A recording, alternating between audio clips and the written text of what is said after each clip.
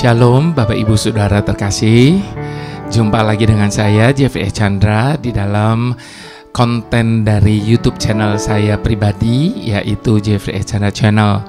Bagi Bapak Ibu Saudara yang diberkati dengan channel ini, Bapak Ibu Saudara bisa terus mensupport dengan membagikan kepada yang lain untuk di-subscribe, lalu kemudian di-like dan komen.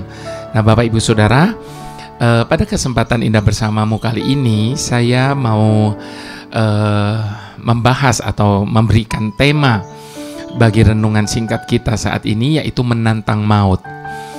Seringkali kita berpikir bahwa menantang maut itu adalah misalnya pemain sirkus atau pembalap, apakah itu motor atau mobil di sirkuit atau apapun itu. Kita melihat itu sebagai suatu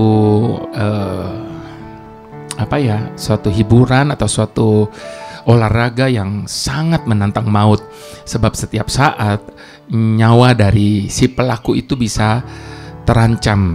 Nah, Bapak Ibu Saudara, tanpa kita sadari bahwa dalam kehidupan kita sehari-hari kita juga masih melakukan hal yang sama, yaitu kita seringkali menantang maut. Maut yang bagaimana atau macam apa?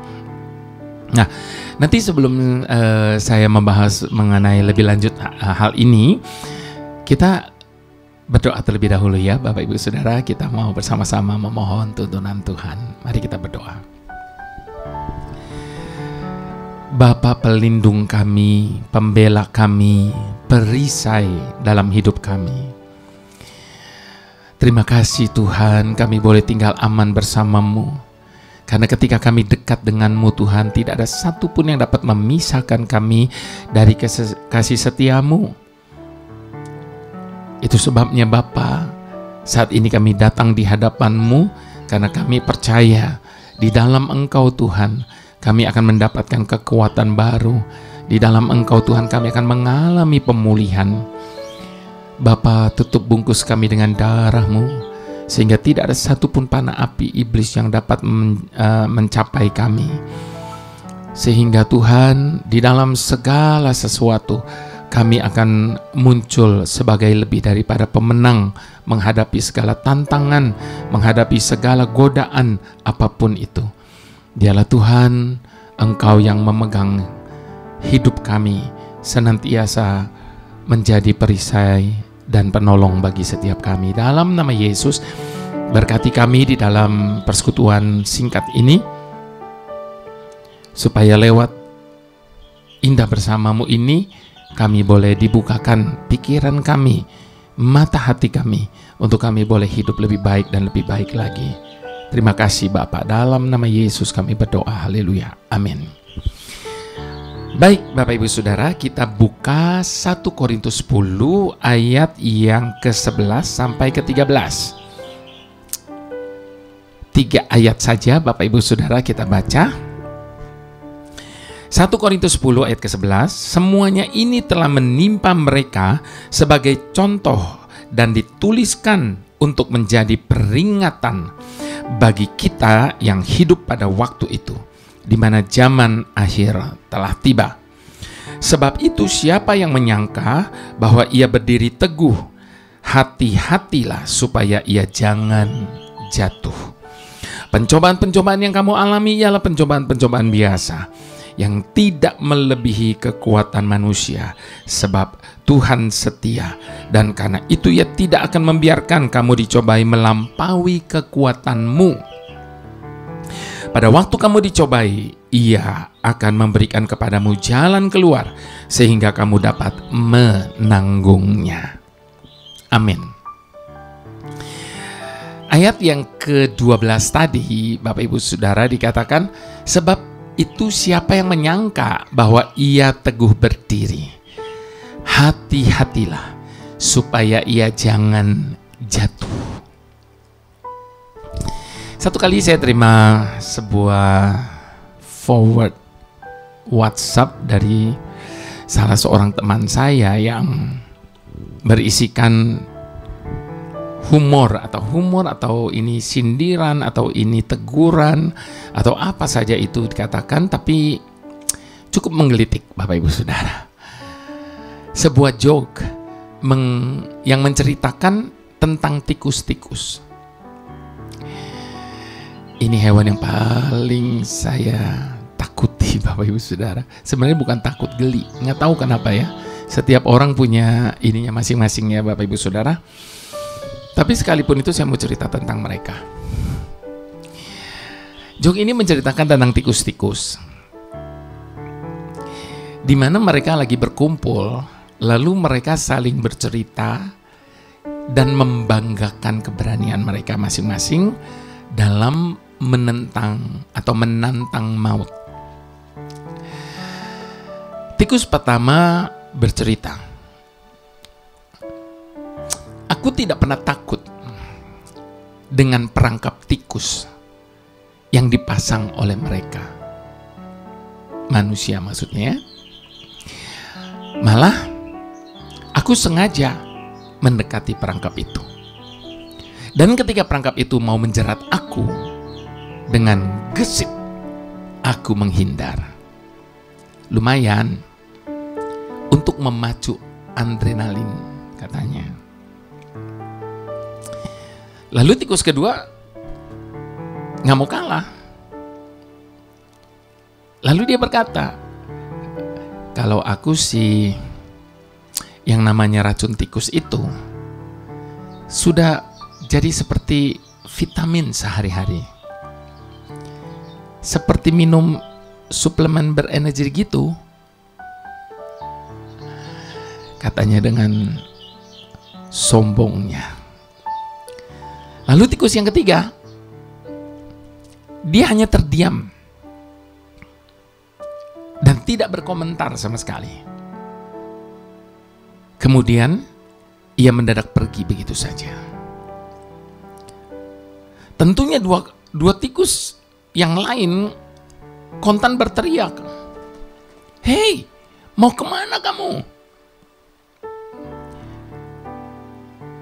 Tikus ketiga pun berkata pendek, "Maaf teman, aku ada kencan dengan kucing," katanya. Ketika saya membaca joke yang dikirim oleh teman saya tersebut, saya tertawa geli. Meski demikian, saya membayangkan bahwa ada begitu banyak orang Kristen tanpa sadar bertindak seperti tikus-tikus tadi yang bermain-main dengan maut tersebut. Kita bermain-main dengan dosa. Kita mencoba untuk bisa sedekat mungkin dengan dosa tanpa berbuat dosa.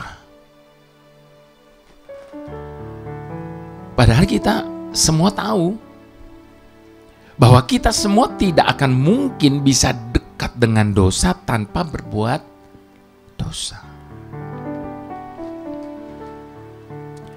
Sedikit saja kita lengah, dan kehidupan rohani kita pada saat lemah, maka dosa akan segera masuk dan menguasai hidup kita. Sebab itu Rasul Paulus mengingatkan, hendaknya tidak ada seorang pun yang merasa dirinya kuat. Sebab ketika kita merasa diri kita kuat, maka pada saat itu juga kita kehilangan kewaspadaan. Pada saat kita merasa diri kita kuat, paling tidak dosa kesombongan sudah datang. Dan semua itulah yang menciptakan celah untuk dosa itu masuk dalam hidup kita. Bapak Ibu Saudara yang terkasih, dosa bukan untuk didekati, tetapi dosa itu untuk dihindari. Sudah sering kita melihat kenyataan bahwa mereka yang bermain-main dengan dosa pada akhirnya dikuasai dan diperbudak oleh dosa. Itu Itu sebabnya ingatlah bahwa kekuatan rohani kita tidak diukur dari seberapa kita dekat dengan dosa tanpa berbuat dosa. Tidak diukur dari itu. Melainkan setiap kita akan terbukti kekuatan rohani kita ketika seberapa cepat kita menghindar dari dosa.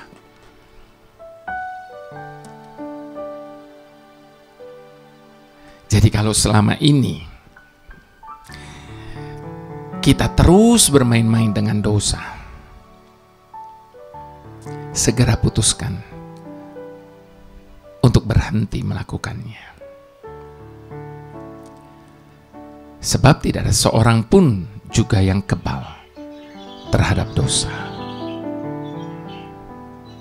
Tuhan yang paling tahu batas kekuatan kita. Makanya tadi dikatakan pencobaan itu tidak akan pernah melampaui kekuatan kita.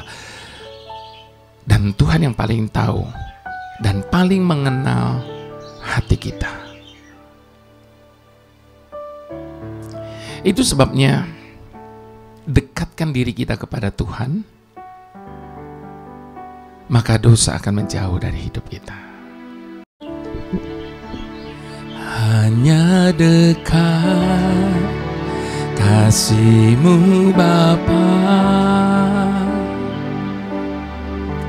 jiwaku pun tentram. Engkau menerimaku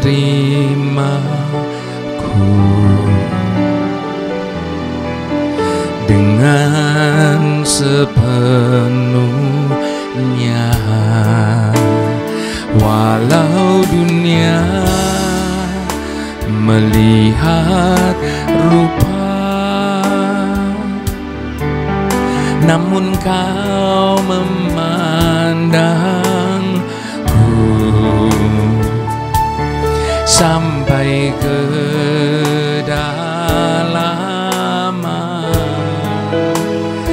hatiku.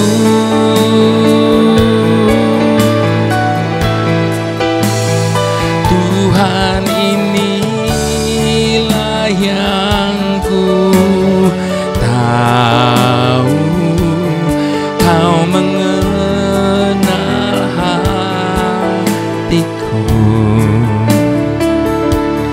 jauh semua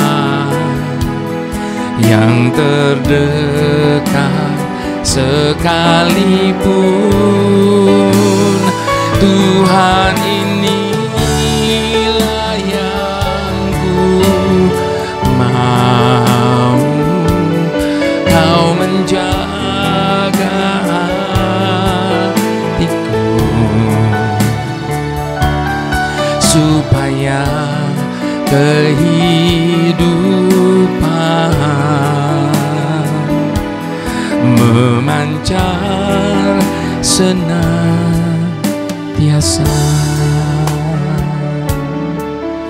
Saya ingat Bapak Ibu Saudara, ketika tahun 99 pertama kali saya rekaman pujian ini, dan Tuhan memakai pujian ini begitu luar biasa bagi setiap umat Tuhan. Dan saat itu datang lagi satu protes dari seorang hamba Tuhan yang berkata bahwa pujian ini juga salah.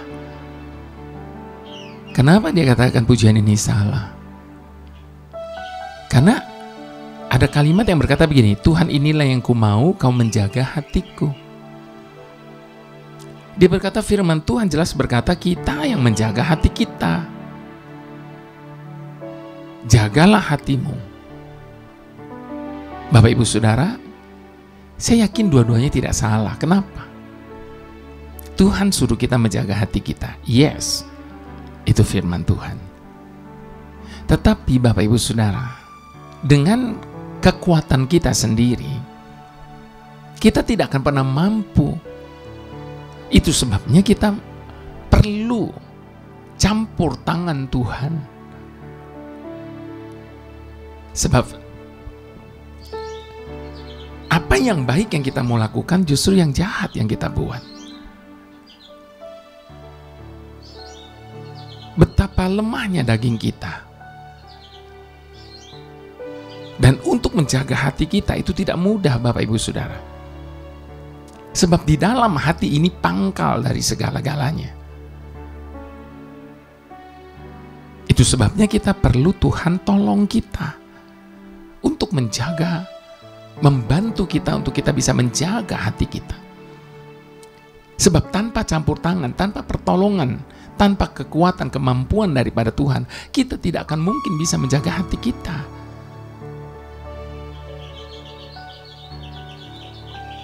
Makanya ada satu firman Tuhan berkata, roh memang penurut, tetapi daging lemah. Kita bersyukur karena kita punya Tuhan yang begitu dekat dengan kita, melebihi siapapun. Sehingga kita dapat mempercayakan hati kita kepada Tuhan untuk dikelola menjadi hati yang berkenan kepadanya. Mari sekali lagi kita mau katakan, hanya dekat kasih-Mu Bapa, jiwaku pun tentram. Engkau menerimaku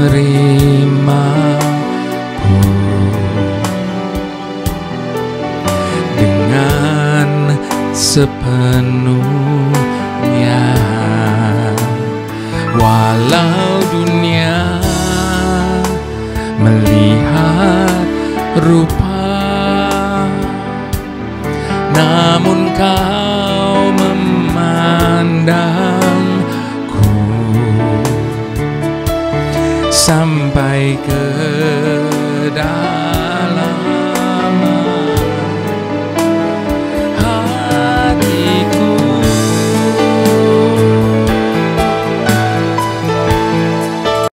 Tuhan, inilah yang ku tahu, Kau mengenal hatiku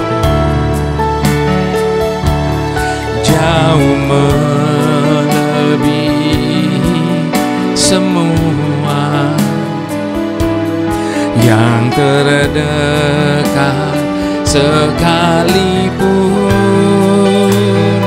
Tuhan, inilah yang ku mau, Kau menjaga hatiku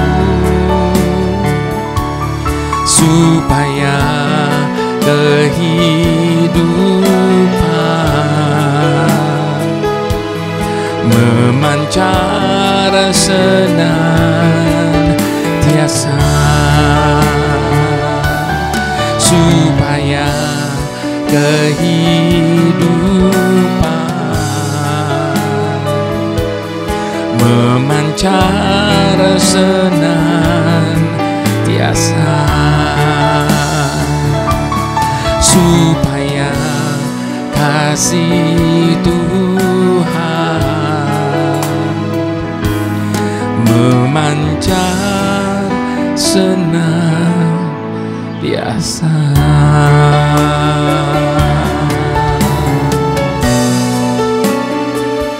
Ini hati kami,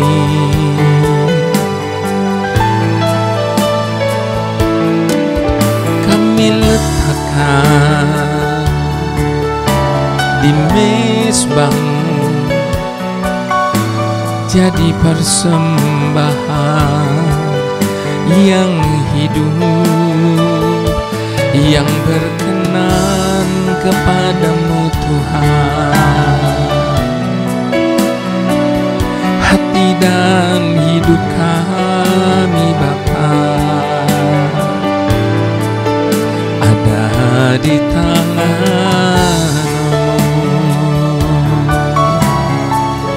Bantu setiap kami Tuhan,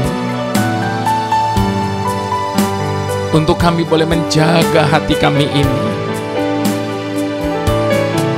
agar kami tidak selalu mendukakan-Mu, mengecewakan-Mu. Bantu setiap kami Bapa.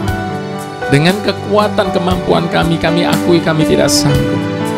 Tetapi kami yakin bersama-Mu Tuhan, kami cakap menanggung segala perkara. Kami mampu melakukan segala-galanya, bahkan yang tidak masuk akal sekalipun. Bersama-Mu Tuhan tidak ada perkara yang mustahil. Itu sebabnya kami letakkan semuanya ke dalam tangan-Mu Tuhan.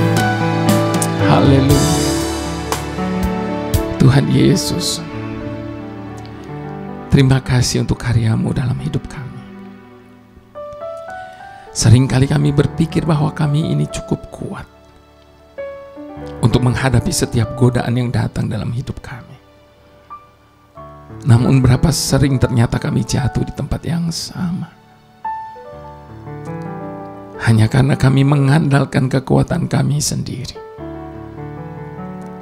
Dan semua itu menyadarkan kami bahwa hanya karena-Mu kami mampu bertahan. Itu sebabnya jangan pernah lepas kami dari tangan kasih-Mu. Dan inilah pengakuan kami yang paling jujur di hadapan-Mu, bahwa setiap kami adalah orang-orang yang membutuhkan Engkau di atas segalanya. Inilah doa kami Bapa. Dijauhkannya kiranya kami dari segala hal yang tidak berkenan kepadamu, sebab Engkaulah yang mempunyai kerajaan dan kuasa dan kemuliaan sampai selama-lamanya. Amin.